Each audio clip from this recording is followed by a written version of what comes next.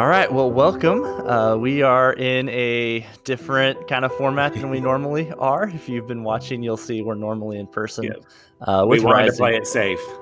with rising COVID numbers, figured this would be the best, the best route. So, welcome to week 14, deep dive, week 14, knowing Jesus. That's the right number, right? That's the right number.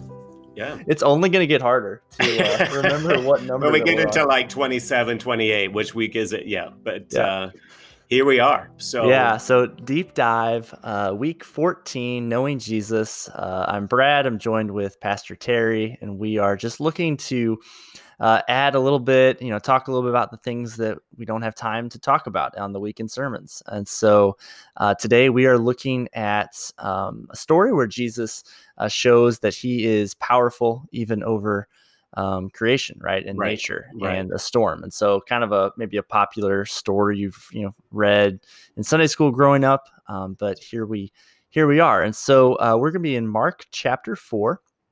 We'll be in verse 35. And so we'll just kind of go maybe verse by verse.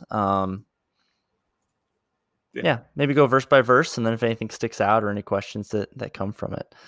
And so Mark chapter 4, it starts with, on that day when evening had come, he said to them, "Let us go across to the other side." So Terry, right before this story, what had been happening? It's one of the hard parts of this is that we're not hitting everything, and so we still have to fill in some gaps. So what happened right before this story? Well, this is a very busy season for Jesus. I mean, just to remember, it's about a year and a half into his public ministry. The second year's, again, we've said it before, his year of popularity. This is where his fame and recognition is growing and growing, and people are excited to be there. So now people are clamoring around him. And so this is just a very long ministry day. He's in Capernaum, which has been kind of his home base. That's kind of the area that the fishermen, Peter and Andrew, James and John, have been. It's in the north, the Galilee area. And right before that, he's been teaching, and people are on the beach, so to speak. And there's such a crowd coming that he even gets the boats in the water, and he kind of has them row out a little bit to be able to hear him. So the beach becomes an amphitheater for him to speak, which, from a speaker's point of view and using your voice on the outdoors, and you've got the sea. I mean, there's a lot of ambient noise. I'm always impressed at people's ability to speak and hear large crowds without amplification and electronics and everything else, and iMac and big screens. So people are, it's amazing that people are just coming and they're captivated and they're listening to him. So this was at the end of a very long day, and crowds really are clamoring around him. They want to be near him and where he is. Yeah, so we see the Sea of Galilee. It pops up in different stories and different parts of Jesus's ministry. Even you think of some of the disciples that he called, right? They were fishers by trade. What do we know just geographically? Like, what do we know about the Sea of Galilee? Yeah, there are two main bodies of water in Israel. There's the Sea of Galilee, which is in the north, and kind of some mountain feeding from the northern area. Then the Jordan River comes out and goes into the Dead Sea, which is in the very southern part of Israel. So there's such a lovely comparison between the two, because there's water coming in and going out of the Sea of Galilee. So it's fresh water. It's got life in it, fish. There's the Jordan River that ends into the Dead Sea, and it's dead because there's no outflow. It just stops there, and it's hot and it evaporates. And so it's just, to me, a great picture of life that we take in and we have to give out. Without serving and giving and ministering, there is no real life. If we're just taking in, or life's all about us and we're not giving, there's a certain deadness to it. So the Sea of Galilee, it was very, popular place for people to come to fish. Obviously, that was the main use of it. But it was in a small bowl, kind of surrounded by some hills. And so it was known that storms would come up very, very quickly and rapidly, and some really bad storms. I think they've even done, some excavating at the bottom of the sea and found lots of ships and boats and things that have been there over time. So just the way that it was kind of down deeper in kind of this valley, the winds would whip around and really bad storms would come. Which really that kind of sets the stage then for what is going to happen in this story. And so in verse 36, it says, in leaving the crowd, he'd been doing ministry, he'd been around people. Jesus, we see him often will just very intentionally withdraw, or he'll take his disciples to be, on their own. Right. And leaving the crowd, they took with them in the boat. They took him with them in the boat just as he was, and other boats were with him. So I'm fascinated. I'm going to say that's probably a piece I've missed. It's amazing when you study scripture how you come. I had never really thought of all the other boats that night. I mean, we just kind of have this picture. It's late at night. The Jesus and disciples, they're all alone, right? They're all alone out in the storm. And poor guy, and how horrifying that would be. There are other people in the storm, right? There are other boats. I mean, others are experiencing it. And I'm assuming, Jesus does this miracle for his disciples, but others get to witness and experience and be the beneficiaries of it. And you wonder what was going through their mind. What were they like? Man, we were started to follow Jesus and look how rough it is, which often happens. That's kind of real life. But Jesus then brings peace, not just to the disciples. Obviously, this was a miracle to teach them, but other people are the recipients of that. Yeah, no, that's a great point, because I've never caught that. I mean, that's kind of as I'm reading this, I'm stumbling a little bit over that. I'm like, wait, other boats. I know. Yeah, other boats. It's not just what we're reading. It's not just this story. There are other people involved here. And that's the beauty of, there's 3 accounts of this in the Gospels. And so they each, add a little bit of color and different things. And so I don't think the other boats are in the other accounts. It's probably the most detailed of them. But yeah, I have to be honest, like I just totally forgot about that. I don't know how I never saw it. Yeah. So. And so do we know anything about these boats? I mean, they're probably shipping boats. They're small fishing boats. I mean, they're not steamers. They're not meant to carry large crowds of people. This obviously it had a below deck, which, would kind of understand that there's probably a place where you could sleep or rest. They would sometimes fish all night. We've seen that they would fish at night. But it's not a big boat. It's not prepared. But these were seasoned fishermen too. So I'm sure they knew and understood we could get caught in the storm. That's not an impossibility. And we'll see actually in a few weeks, there's another storm that comes up very similar to this. It's not the first time. It's not the one and only storm. Yeah, which is interesting, their reaction, because you're right. They've probably been caught in storms. Right, before. Right. And so there's probably something about this storm. I think too, remember, here's the promise. The promise was, let's go to the other side. Jesus didn't say, hey, let's go hang out. He says, look, I've got plans and purpose on the other side. And, I think we often forget that this is the season, Jesus is really teaching his disciples. He's modeling kind of who he is. They're following closely. And he wants to share with them who he is and the promises. We're going to the other side. I got a plan and a future for you. It's not to die. And that's sometimes what we have to remember, even in the midst of fear, the storms of life. God has a plan for us. He's going to get us through. Yeah. So. Yeah, no, that's so good. In verse 37, so this is kind of the action, right? The rising action in this. And a great windstorm arose, and the waves were breaking into the boat, so that the boat was already filling. Right. So you kind of have this image of, this is a major storm. There's a lot of wind. They're, high waves. They're big enough that they are getting, their significant water is getting into the boat. They're taking on water. The boat was already filling. And yet in verse 38, but he was in the stern. So this is Jesus. Yeah. He was in the stern, asleep on the cushion. Right.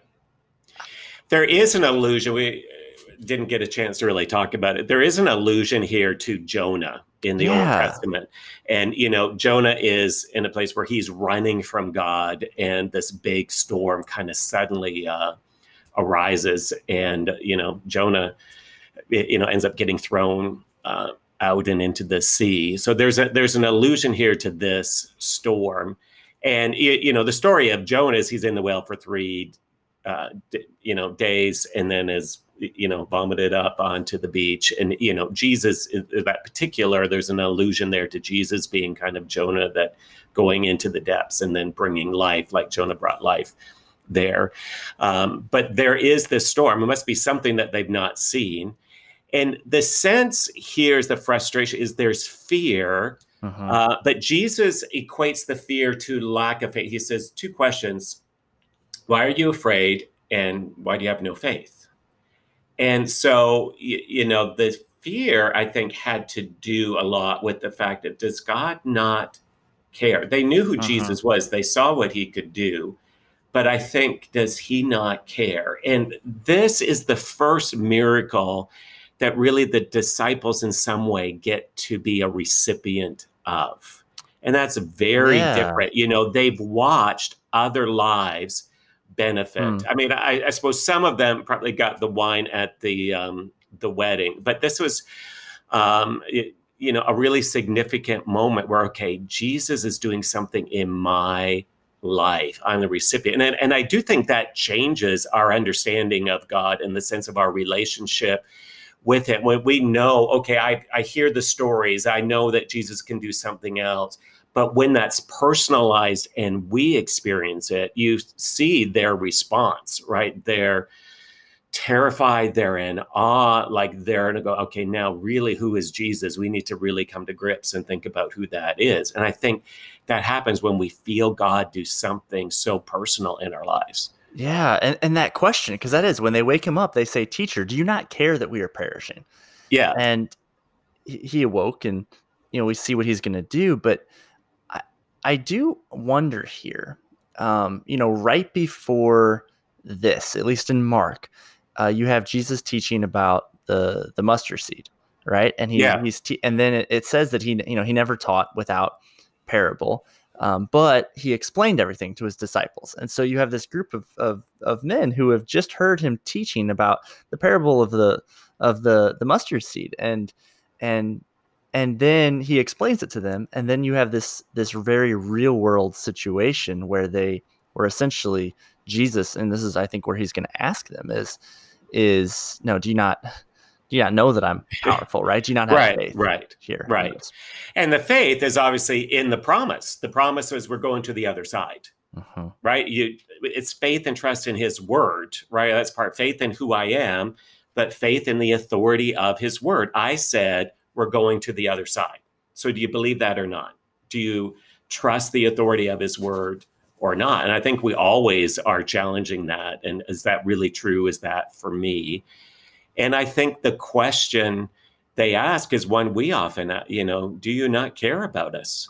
And I think the disciples obviously had seen Jesus do miracles with other people. He cared for other people, but does he really deep down care for me? And I think in our culture, in the, whatever metaphorical storms occur in our life, that's the question: do you really care? Yeah, no, that's so good. And so, they ask him this question: "Teacher, do you not care that we are perishing?" And he awoke, and it says he rebuked the wind, and he said to the sea, "Peace, be still." And then we see an immediate calm. Right? So, a mega calm. That's what the word means. A mega calm. A mega calm. Wow, that's an awesome word. Yeah. Because I don't think of calm as like a bit, it's almost like the absence of. Right. Yeah. Can calm be mega? Calm is calm.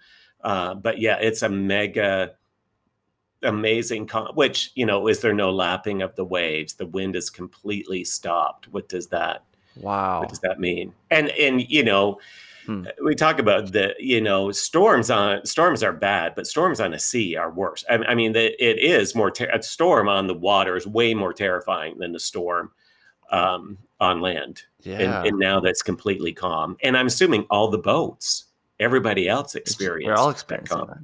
Yeah. So the word for rebuke, is there any significance there? I mean, we hear that or we read that and it's, hey, he's reprimanding, he is correcting. It's almost like, I don't know, whenever I hear that word rebuke, I think of, oh, someone is exhibiting behavior that they shouldn't be, and so they're getting corrected. And yet the sea here isn't really they're not it's not exhibiting Right. behavior that a sea shouldn't exhibit. And I don't know, there's just something happening in that Yeah. moment. Well, it's an interesting thing. As we've said, these miracles are all in the same way to point to what creation was meant to be, Mm. to point how God had intended. So, which raises the question: had God really intended for there to be storms? Hmm. To kind of create, was nature ever created to put God's people in danger?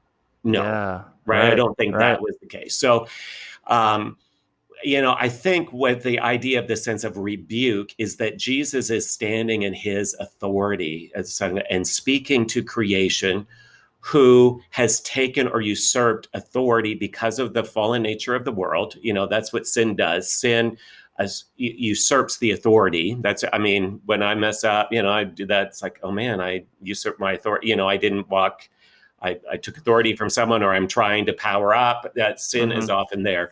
So I think Jesus, who is the Lord over creation, is saying to nature, no, no, no, no, no. You don't have authority over us. The future, this is what heaven, God has given us nature, and it will never have authority over us, put us in fear, put us in danger.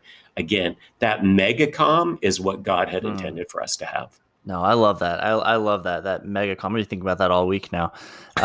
Just that word.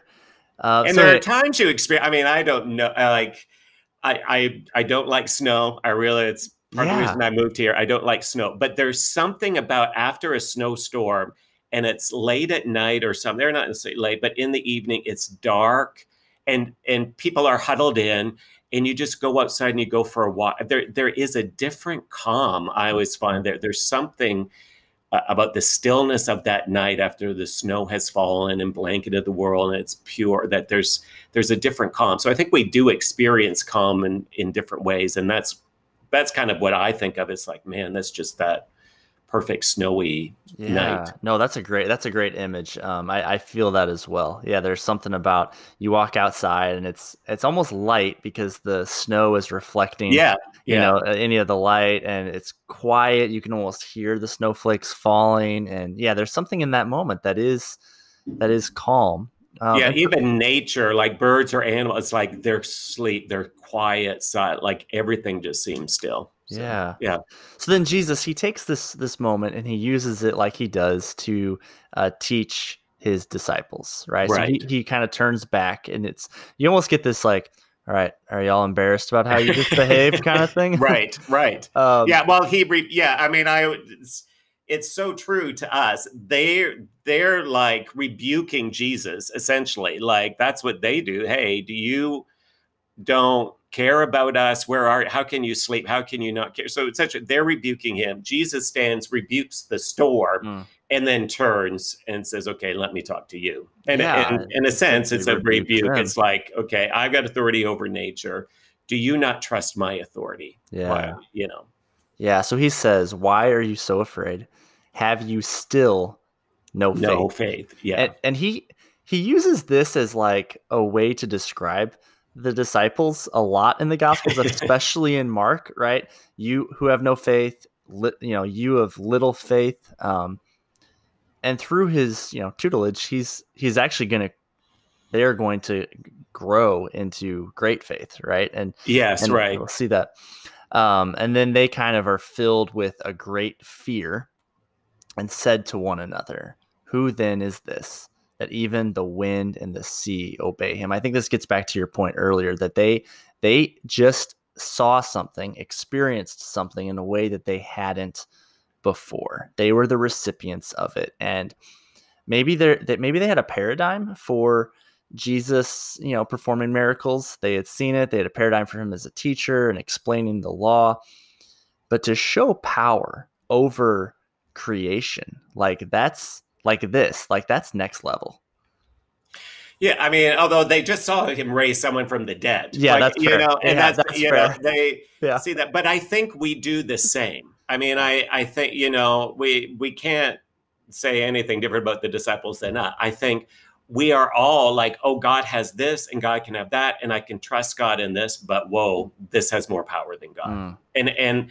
And I think that's, what always happens. The storms, whatever the metaphorical storms are in our life, usually come from fear. Mm-hmm. The storm is really anything that causes us to be afraid. And the fear is based on what? The fear is based that the situation is going to have more authority and power in my life than God. God can't help me in this. And sometimes we'll say, well, God can't even help me now. That can't. Well, Jesus is showing them more and more. Okay, we can't live that way. Either he has all authority or not. Mm-hmm. And again, this is what life was meant to be.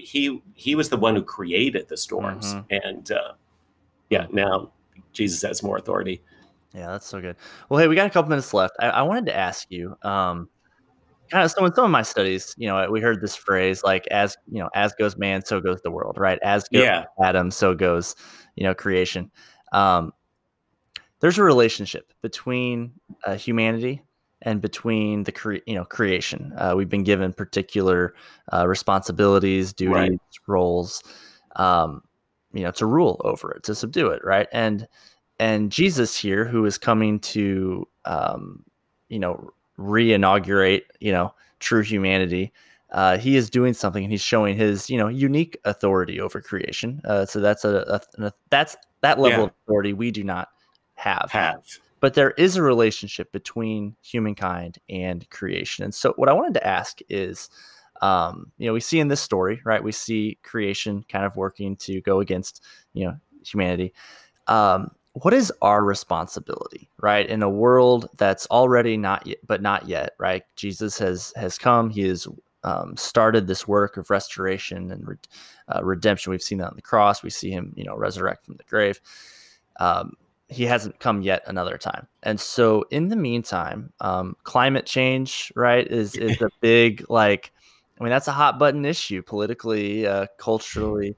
Like, what should our involvement as the church, as God's people, agents of restoration, I guess, what does it look like for us, or should it look like, or could it look like for us to be involved with that? So anyway, that's a great question. That's one of these just alluded to this past weekend, but so many that we don't get into.